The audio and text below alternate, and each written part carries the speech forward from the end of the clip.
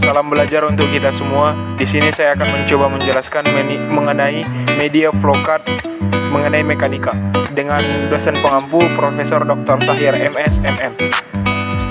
Nama saya Muhammad Fahreza Tanjung dengan NIM 42131210022, kelas PSPF 2021A, mata kuliah Media Pendidikan Fisika. Slide yang pertama yaitu besaran dan satuan dalam mekanika. Besaran dan satuan dalam mekanika dibagi menjadi 4, yaitu besaran pokok, besaran turunan, besaran vektor, dan yang terakhir adalah besaran sekarang. Dengan tujuan daripada slide ini adalah untuk mengetahui dan paham akan materi besaran dan turunan dan pembagiannya dalam materi. Slide yang kedua adalah kinematika. Kinematika dibagi menjadi 3, yaitu gerak lurus berubah beraturan, dan gerak melingkar. Dalam gerak lurus dibagi pula menjadi gerak parabola, dan dalam gerak lurus berubah beraturan dibagi menjadi 2, yaitu gerak vertikal dan gerak jatuh bebas.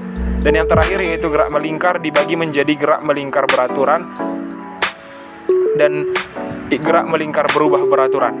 Dengan tujuan daripada slide ini adalah untuk mengetahui arti sekaligus pemahaman mengenai kinematika serta pembagiannya.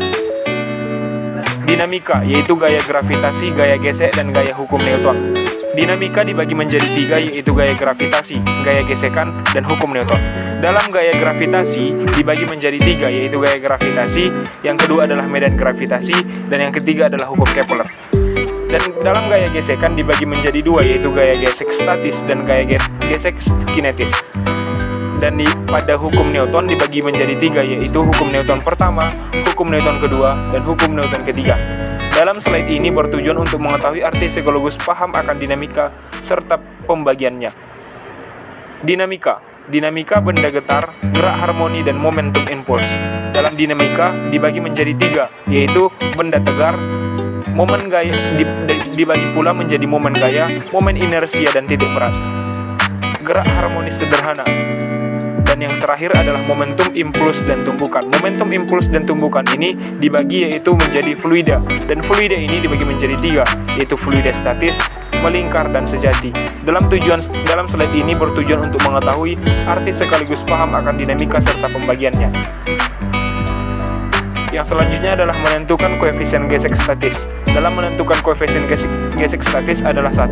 Siapkan papan luncur. Yang kedua, tarik neraca pegas perlahan-lahan dan amati besarnya gaya tarik pada pegas hingga benda tepat akan bergerak. Catat berapa besar gaya tarik tepat pada saat benda akan bergerak. Yang ketiga, ulangi hingga 3 kali. Yang keempat adalah ulangi langkah 1-3 untuk permukaan benda yang lain.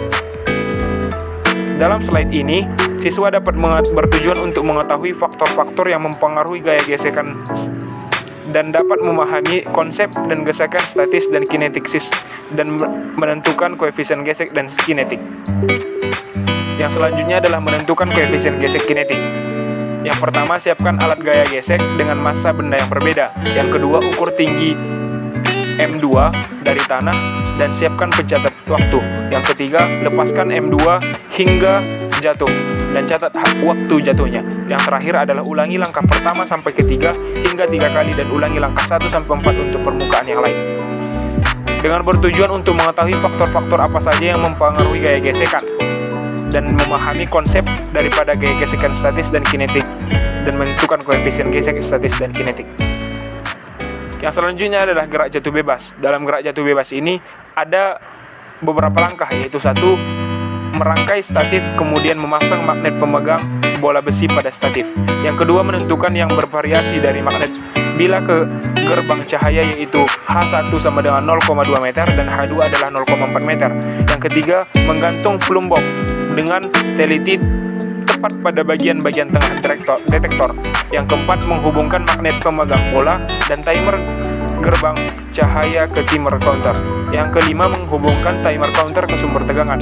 Yang keenam, menentukan tombol function beberapa kali sampai lampu LED menunjukkan gravity acceleration. Yang ketujuh, meletakkan bola besi pada magnet pemegang. Yang kedelapan, memegang tombol E magnet untuk menentukan waktu tempuh bola pada H1 dan H2.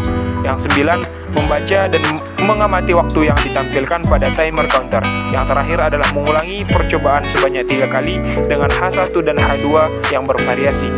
Slide ini bertujuan untuk mengetahui gerak jatuh bebas, mengukur waktu benda yang jatuh bebas sebagai fungsi dari jarak, dan menentukan percepatan gravitasi bumi ditempatkan percobaan dengan metode gerak jatuh bebas tersebut.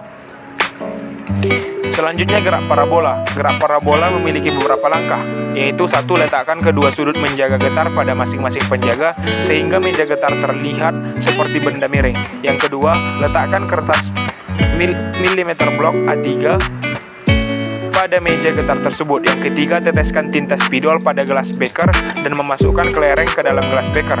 Tujuannya agar gerak parabola pada meja getar dapat diamati. Yang keempat, ambil kelereng yang permukaannya telah menutupi tinta dengan pinset.